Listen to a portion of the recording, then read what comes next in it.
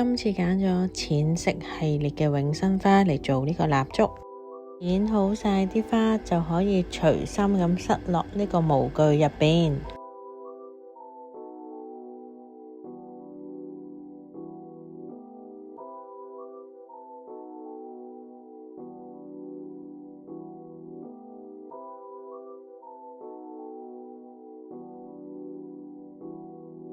會用石蠟同埋2% 嘅微晶蠟，溫度有啲太熱，不過應該都唔會太大影響嘅。盡量整走晒啲大嘅氣泡，之後就可以等佢慢慢咁凝固啦。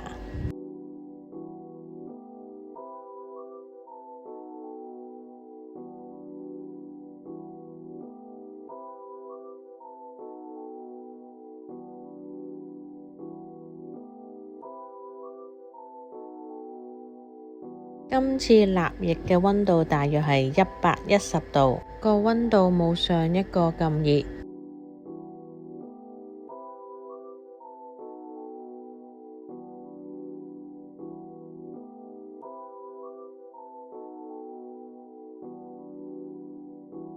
都係重複同一個步驟，要整走啲大嘅氣泡。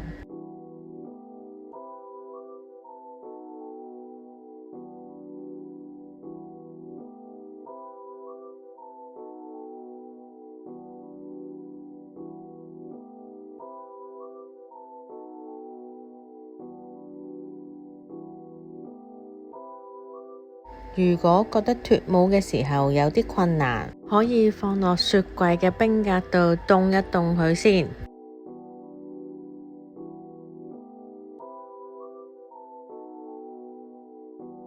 用石蠟做出嚟嘅效果就係會有透透地嘅感覺。